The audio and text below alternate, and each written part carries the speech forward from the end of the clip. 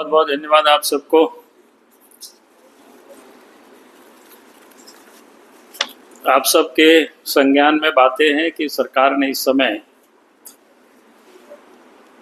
एक निर्णय लिया है, मदिरा की खुदरा बिक्री हेतु तो दुकानों की बंदोबस्ती और संचालन नियमावली 2025 सरकार ने पारित किया है।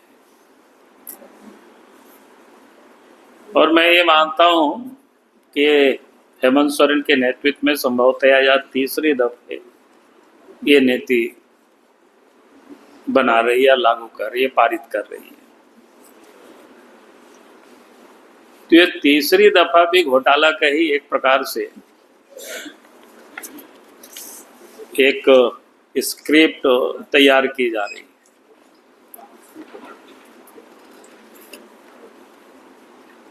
क्योंकि इसमें जिस प्रकार से उन्होंने प्रावधान किया है नीलामी का, एक तो यूनिट और एक यूनिट में 1 से 4 दुकानें तक हो सकती है, इस प्रकार के ऐसा अखबारों में छापा है, आप ही सब लोगों ने छापा है। तो इस प्रकार के कोई एक व्यक्ति या एक समूह अर्थात कोई कंपनी अधिकतम 12 यूनिट तक वो ले सकते हैं। अगर इस हिसाब से आप जोड़ेंगे तो फिर कुल मिलाकर के ध्यान में आता है कि भाई कुछ लोगों को लाभ पहुंचाने के लिए, उपकृत करने के लिए ये सारे नियमावली इन्होंने पारित की है। आप सबके जानकारी के लिए हमने, जानकारी नहीं, आप सबको जानकारी है, सिर्फ मैं स्मरण दिलाना चाहता हूँ। 1/9/2024 को भी हमने राज्य सरकार को एक पत्र लिखा था और 1/2/2024 को जो पत्र हमने लिखा, पूरा कंटेंट में नहीं पढ़ता हूँ, मैं थोड़ा नीचे की जो जिस ओर मैंने उनका ध्यान को केंद्रित किया था, वह झारखंड की सामाजिक संरचना में हजारों गरीब, दलित, आदिवासी महिलाएं हैं जो सड़क के किनारे हड़िया दारू बेचकर अपने परिवार का पालन पोषण करती है। आप भी उसी समाज से आते हैं, इसलिए आप भी आदिवासी महिलाओं की स्थिति से अवगत होंगे। ऐसे में मेरा आपसे निवेदन है कि जिस प्रकार केंद्र सरकार पेट्रोल पंप और गैस एजेंसी के लाइसेंस निर्गत करने में दलितों, आदिवासियों, महिलाओं, दिव्यांगों और सेना से सेवानिवृत्त जवानों को प्राथमिकता देती है, उसी प्रकार राज्य सरकार भी देसी विदेशी शराब दुकानों का लाइसेंस जारी करने में गरीब आदिवासी महिलाओं एवं सेना से सेवानिवृत्त जवानों को प्राथमिकता प्रदान करे। एक बात मैं और ध्यान दिलाना चाहूंगा, चूंकि शराब नीति का निर्धारण पंचायती राज विभाग और ग्राम सभा का विषय है, अतः मेरा विनम्र आग्रह है कि राज्य सरकार इन विभागों से मंतव्य प्राप्त कर ऐसी नीति का निर्माण करे जो ग्रामीण आदिवासी महिलाओं के हित में हो एवं उन्हें सम्मान पूर्वक जीविका चलाने में सहायता मिले। आपका सहयोग राज्य के विकास और सामाजिक उत्थान में अत्यंत महत्वपूर्ण रहेगा। तो मैंने 2024 के सितंबर में ही राज्य सरकार को हमने पत्र लिखा था, लेकिन जो सरकार गरीबों के अपने को बड़ी हितैषी मानती है, आदिवासियों के हितैषी मानती है, लेकिन कहना कुछ और है और करती कुछ और है सरकार।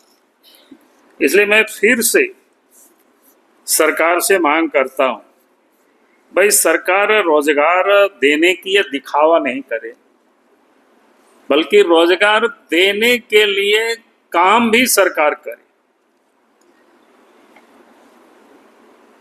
ताकि सरकार जिस प्रकार से जो मॉडल तैयार की है अभी, वो क्या है कि चंद रसूखदार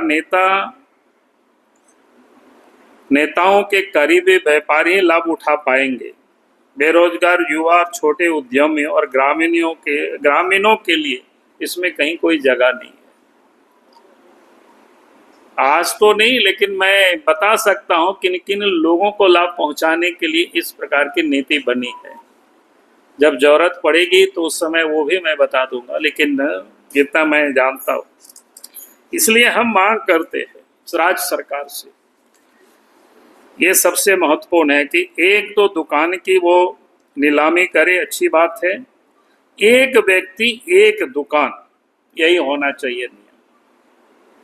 इसमें कोई कंप्रोमाइज नहीं होना चाहिए। अगर वास्तव में राज्य सरकार चाहती है यहाँ के लोगों को रोजगार मिले, तो एक व्यक्ति या परिवार के लिए एक दुकान की नीति लागू हो, ताकि शराब व्यापार में भी समान अवसर और पारदर्शिता लाई जाए।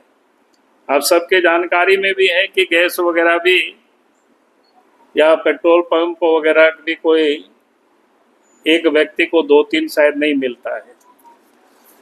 तो हमारा कहना है कि भी सरकार जब कमीशन बेसिस पर ही होता है, उसमें कोई बहुत डिफरेंसेस नहीं है। इसमें से गवर्नमेंट का राजस्व, इसको कोई नुकसान नहीं होने वाला है।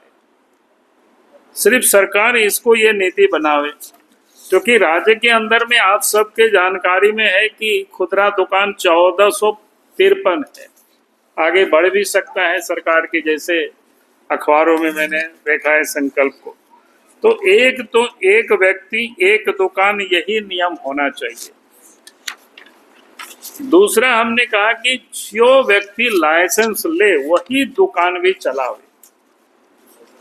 ऐसा नहीं है कि हमारे पास पैसा है, हमने 50 तो दुकान ले लिया और हमने सब जगह व्यापार कर रहे हैं, तो इसका कोई मतलब नहीं है।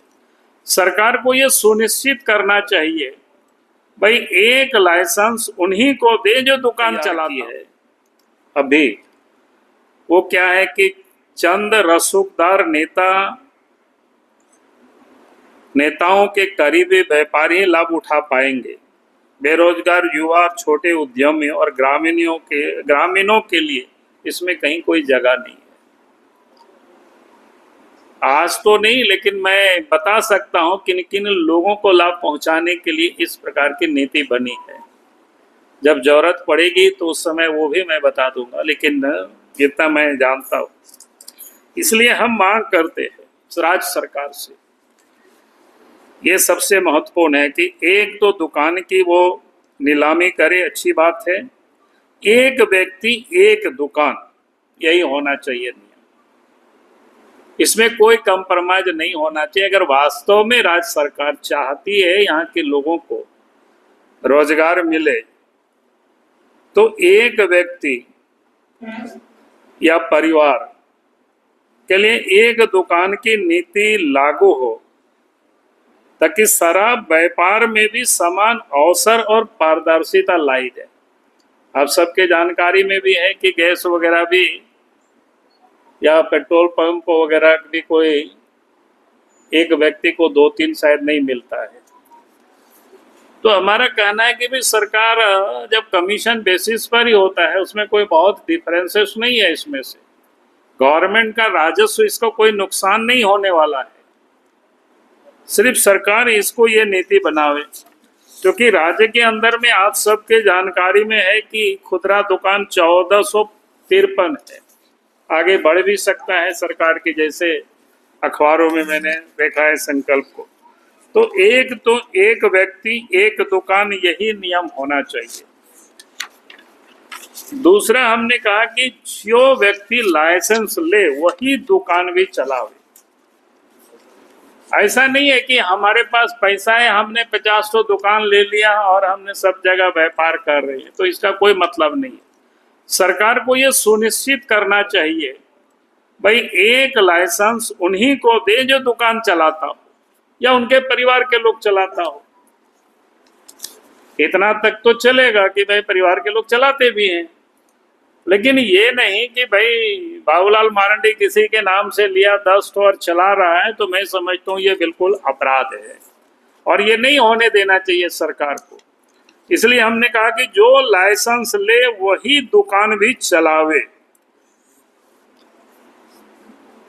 आगे मैंने कहा कि दुकान संचालन में परिवार की प्रत्यक्ष उपस्थिति अनिवार्य हो। ये उसी से जुड़ा हुआ संबंध है। यानी आप दुकान चलाते हैं अपने नाम से और कोई और चला रहा है, यानी प्रत्यक्ष उसके परिवार के लोग चला रहे हैं। अगर बाप के नाम से है तो बेटा बैठ सकता है, पत्नी बैठ सकता है, पत्नी के नाम से पति बैठ सकता है, बेटा बैठ सकता है, ये सब चलेगा जो जितना होता है परिवार के सदस्य के रूप में। तो यानी वही लोग संचालन करे, दुकान में मौजूदगी वो दिखाई पड़े। फिर हमने कहा कि भाई अधिसूचित जो क्षेत्र है झारखंड में, जिसको क्या कहते हैं एरिया, शेड्यूल्ड एरिया, तो शेड्यूल्ड एरिया में आबादी के प्रोपोर्शनेट एसटी को ही दुकानें मिलना चाहिए, आबादी के प्रोपोर्शनेट, ये सरकार को सुनिश्चित करना चाहिए।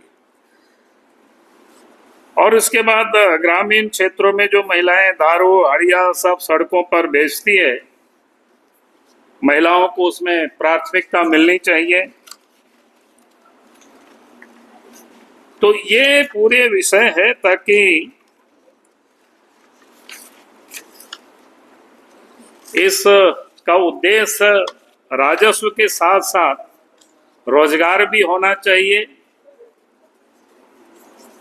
ताकि कहीं कोई घोटाला नहीं हो सके, इसकी सरकार को देखना चाहिए।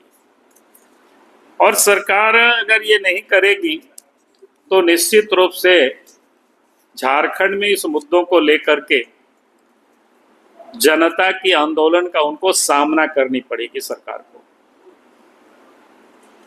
क्योंकि ये मामला कोई छोटी मोटी नहीं है, मामला बड़ी मामला है। और इसलिए मैंने पहले भी सरकार को पत्र लिखा था और आज मैं आप सबके माध्यम से सरकार के संज्ञान में ये सारे बातों को हमें लाना था। इसलिए मुझे लगा कि आज विषय इतना ही है हमारे ओर से। बहुत बहुत धन्यवाद। हाँ, अब जब जरूरत होगा तो बता देंगे।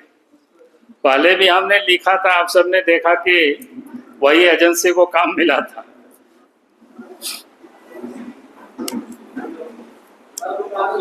इसके उस सब चौक चौराहे में छोटा छोटा स्टॉल बना दे, खत्म बात है। 1-8 लाख रुपया में मकान दुकान बन जाएगी फर्स्ट क्लास, और वहाँ लोग बढ़िया से इज्जत से कमाएंगे भी और बढ़िया से बेचेंगे भी। कम से कम आप हमारी माँ बहनें जो सड़क के किनारे हड़िया दारू बेचती है, तो उससे तो अच्छा होगा, शिफ्ट हो जाएगा। 1,500 तो ऐसे ही दिया है करीब करीब दुकानें, तो 1,500 महिलाएं देश में, ये झारखंड में आत्मनिर्भर हो जाएगी, लाखपति हो जाएगी। हेमंत सोरेन जी की जय जयकार लोग करेंगे। हम तो उन्हीं के भले के लिए बोल रहे हैं। हाँ, अरे आवेद तो हम लोग पहले